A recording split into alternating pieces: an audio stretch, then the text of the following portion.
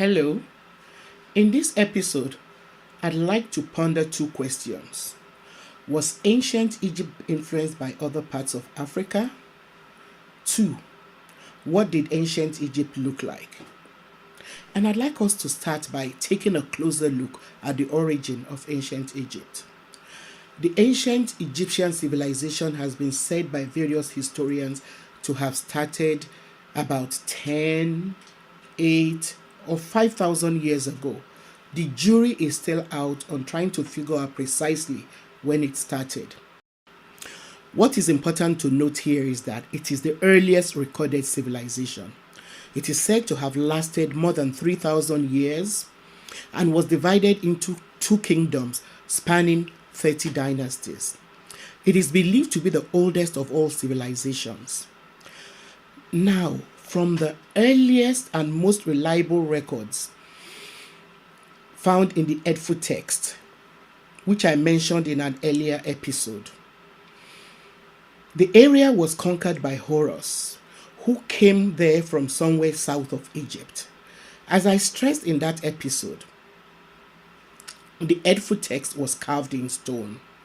It was found in the temple of Horus, the oldest recorded ruler of Egypt in the area that we now know as ancient Egypt. Horus conquered the people he met in the area, just as he had vanquished the people he met on his way from the south. This king Horus became deified after he died. The place that Horus came from originally has been identified as somewhere around Uganda and Somaliland. I won't dwell on the question of whether or not Horus and his followers were black Africans, since I've elaborated enough on the genesis of that debate in the last episode. Please take time to watch that episode if you have not already done so. I just want to add here that apart from the incontrovertible evidence found in the EDFU texts, other archaeological findings and accounts of early historians like Herodotus, a Greek who wrote about the identity of the ancient Egyptians around 450 BC, and other Greeks who were contemporaries, all support the idea that the ancient Egyptians were dark-skinned with woolly hair like you and I. So they had to have been of African descent. Reasonable academics agree that over generations, the population of Egypt has continued to change due to waves of migration over several centuries. Even if we were to go by the way the Egyptians identified themselves, they called their country Kemet, which means black land. It was a nation which was culturally advanced in many aspects, such as mathematics, writing in the form of hieroglyphics, astronomy, architecture, the arts, science, technology, and religion.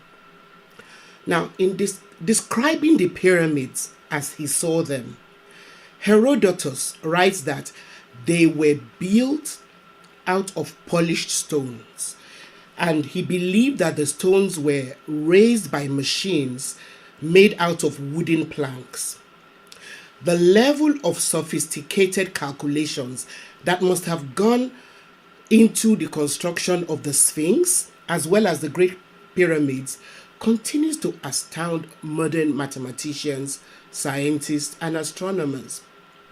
It is believed that the pyramids were positioned to reflect the rays of the sun in exact proportions to the equinoxes and the solstices, and that these were tied to agricultural events such as the time to plant or harvest.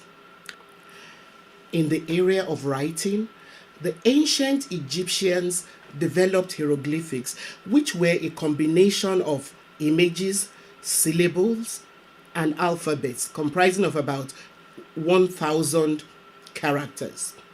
The cursive version of the hieroglyphics was used to write religious inscriptions by priests.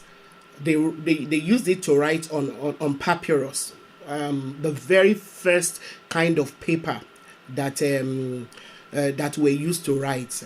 Papyrus was made from a plant which grew only around Egypt. So the priests used hieroglyphics to write on papyrus and wood.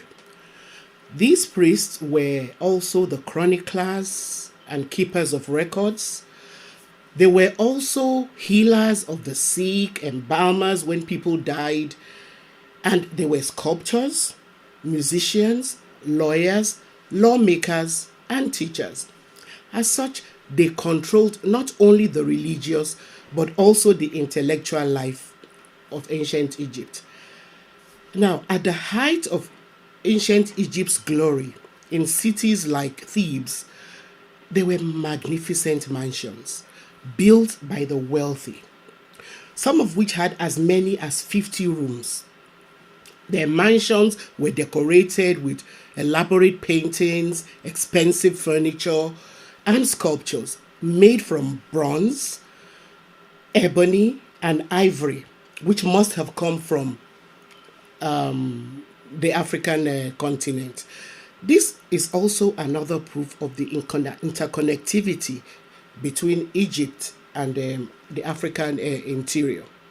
Cities in ancient Egypt had well laid out avenues lined with trees.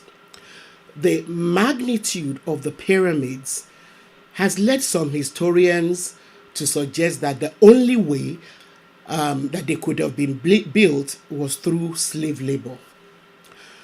As such, they concluded that slavery must have been widespread in Egypt.